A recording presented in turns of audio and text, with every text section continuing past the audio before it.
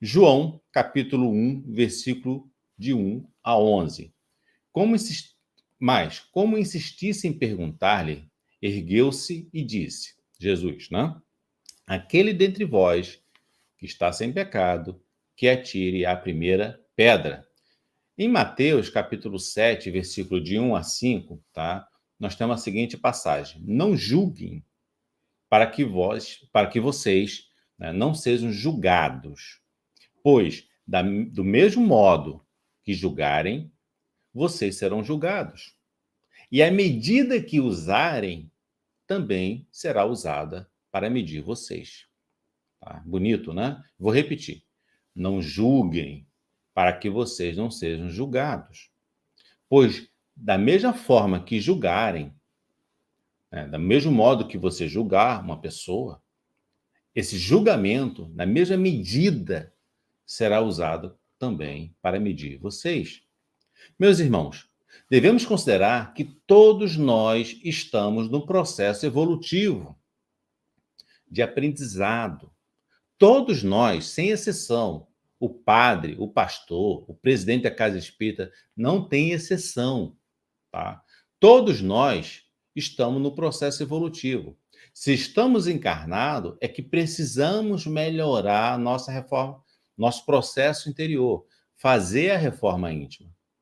Todos nós, enquanto encarnado, temos nossas imperfeições, tá? Precisamos praticar a humildade, porque não somos superiores a ninguém.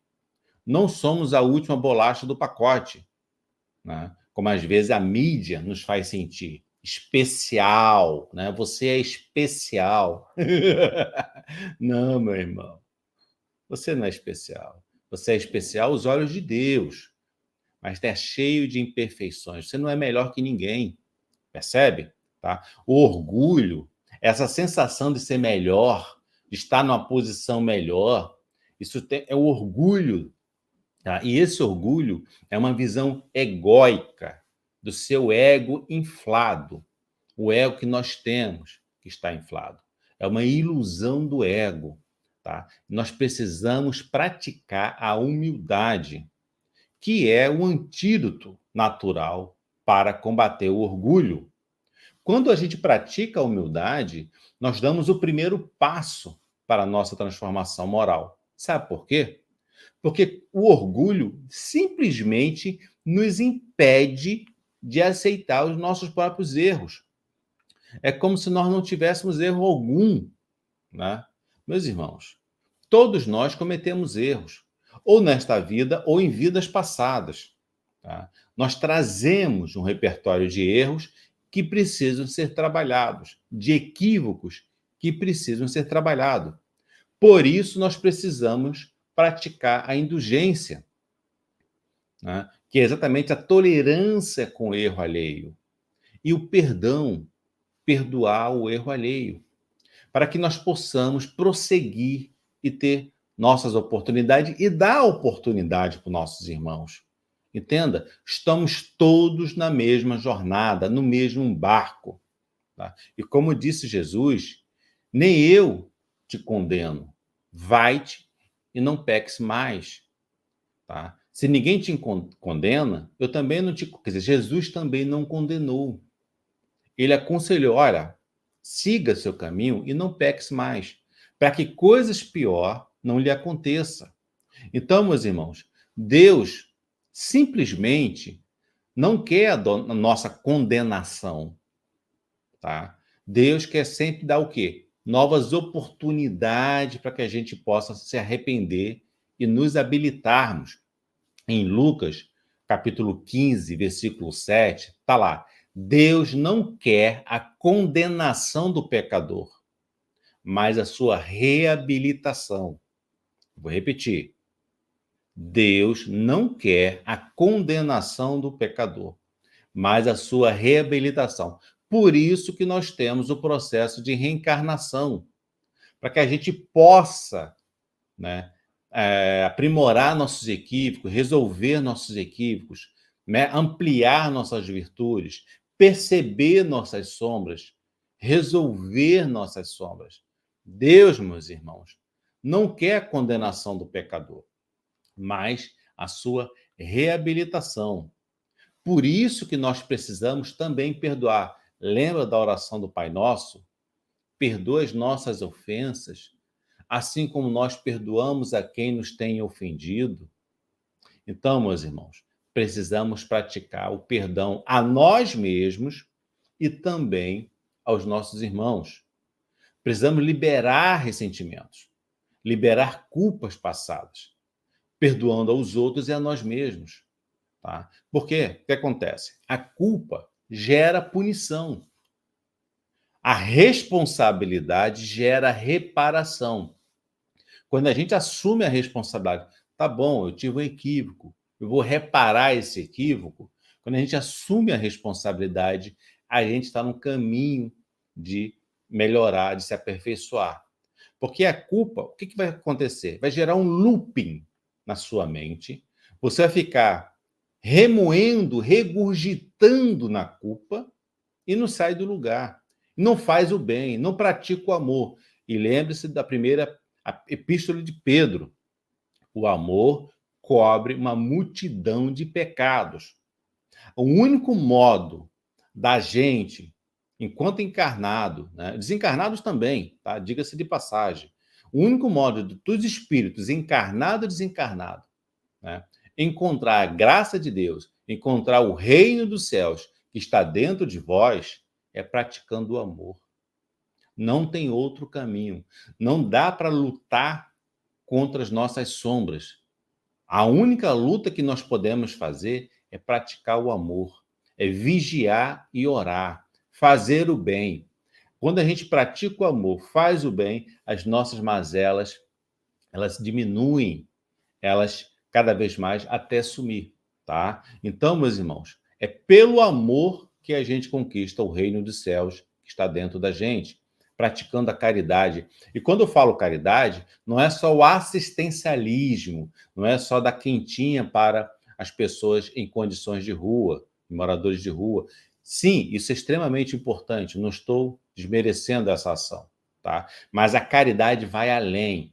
Principalmente, a caridade está a benevolência, ser bom para com todos, ser uma pessoa boa para com todos em sua volta, não somente para aquelas que lhe querem bem. Principalmente ser bom para aqueles que lhe querem mal. Lembra que Jesus falou, né? Amai os inimigos. Lembra disso? Né? Amai os inimigos. Porque ser bom somente para aquelas pessoas agradáveis é fácil.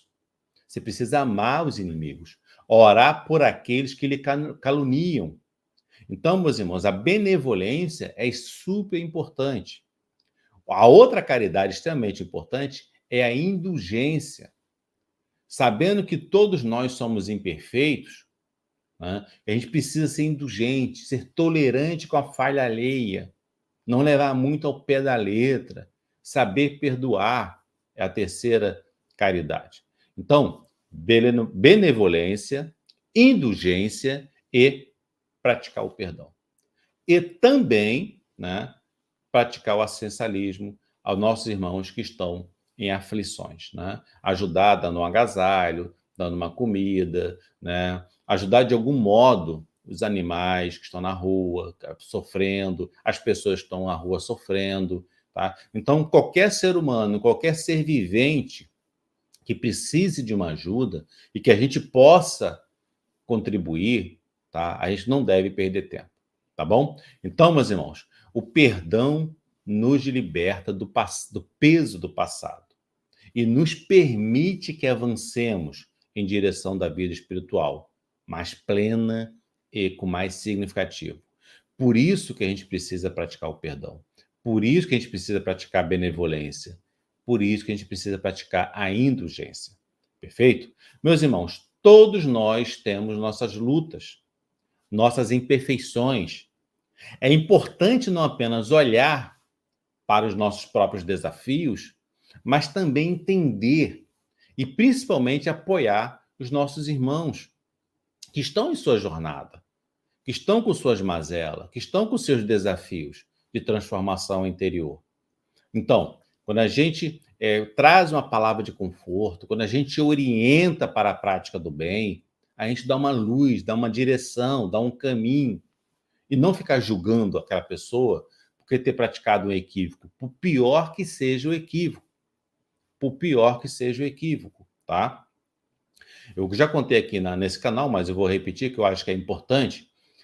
O Dalai Lama, né, quando a China invadiu o Tibete, o Dalai Lama foge, ele é criança, né, e alguns guardas ajudaram a fugir, né, e ele então consegue fugir exatamente dos soldados chineses que estavam atacando, né, o Tibete.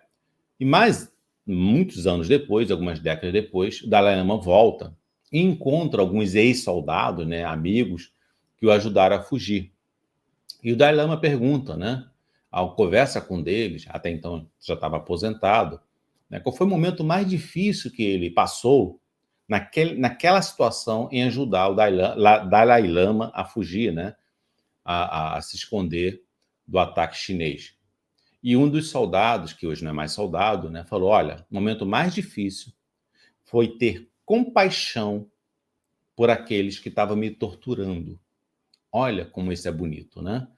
Ter compaixão por aquele que estava me fazendo mal. Porque ele sabia que aquele que estava praticando mal, né, teria que espiar aquilo depois, teria que passar depois, aquilo ia sofrer, ele, né, iria sofrer muito por estar praticando aquele mal. Então, ter compaixão por aquele soldado que estava torturando, ou torturando. Então, meus irmãos, tá, é melhor sofrer uma injustiça do que praticar uma justiça. É como Jesus nos ensina, né? Se te baterem numa face, ofereça outra. Nunca revide. Eu sei que é muito difícil isso, principalmente para o nosso estágio evolutivo, mas a gente precisa ter isso em mente. Não somente não julgar, não criticar, mas também não praticar violência e ser indulgente com aquele que pratica.